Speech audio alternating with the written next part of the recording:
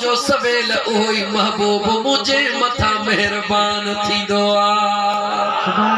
अजीज़ान मन सुबह जो सवेल ओआ कुरानी पाजे बचड़न खा मोकिलाए सामान खणी अचे गलीअ में वेही रही आ जेको नौजवान अचे उनके चे बचड़ा मुखे सामान खणाए हल केर जवाब नथो दे नौजवान ईंदा वया जवाब कोई नथो दे एतिरे में मुझो मदीने जो घोट अची वयो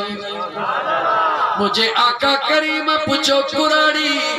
परेशान हाल में वेठिया कुरानी जवाब दिनो ए नौजवान मुखे जंगल जे तरफ वञणो आ मजदूरी जेका वठो मां ॾिया मुझो सामान खणी मुखे जंगल में पहुंचाए चो अज मके जो कोई नौजवान चवण नथो वठे मुझे आका करीम उन जो सामान खणी करे पांजे पाक मथड़े ते रखियो आ जेका मुझे महबूब जे करे शहर छड़े थी वने आका उन जो सामान पांजे पाक मथड़े ते खणी रखियो उन औरत मुझे हुजूर जे जुबे में सुक हथ विधो आ इन नियत सा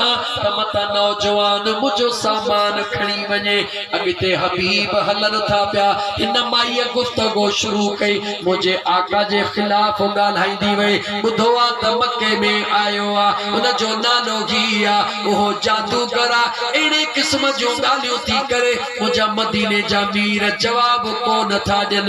मज़े सां उन जो गालियों ॿुधंदा था वञन जेॾी महिल कुराड़ीअ जी मंज़िल आई हुज़ूर खे अर्ज़ थी करे ए नौजवान मुझे सामान के इत्तला है मुझे मुस्तफा सामान लातो पैसा कढी चवे थी ए नौजवान तुझी मजदूरी केतिरी आ मदीने जे मीर फरमायो ए कुराड़ी तू मजूरी छा ॾींदीअ मुखे मजूरी ॾियण वारो मुंहिंजो रब्बे ज़ुल जलाल वेठो आ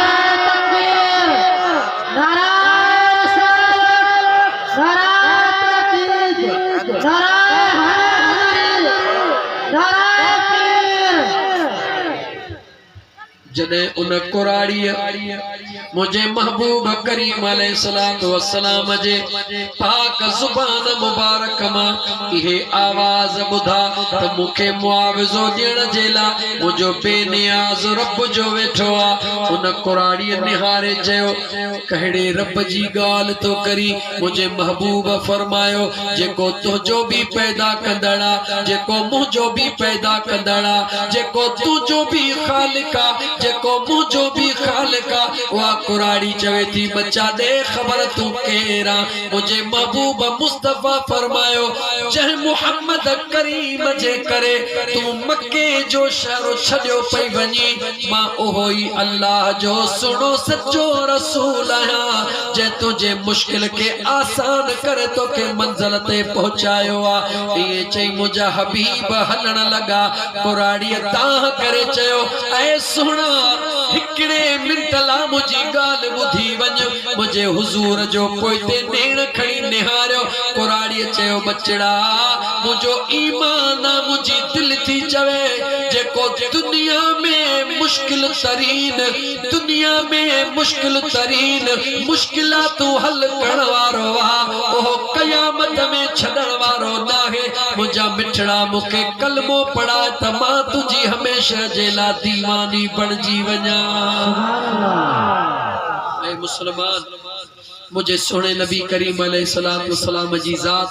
तो असा के दर्स दे थी त ए इंसान पान में सहप पैदा कर पान में सब्र पैदा कर जे लतीफ सरकार फरमायो तोखे भली चवन पर तू मचो वातो वराए अग अगराई जो करे हता सो खाए पांद में पाए विंदो कीने वारो की न की तू रुगी सब्र कर इस मुझो अल्लाह तो के सब्र जो अजर की अथो ता फरमाए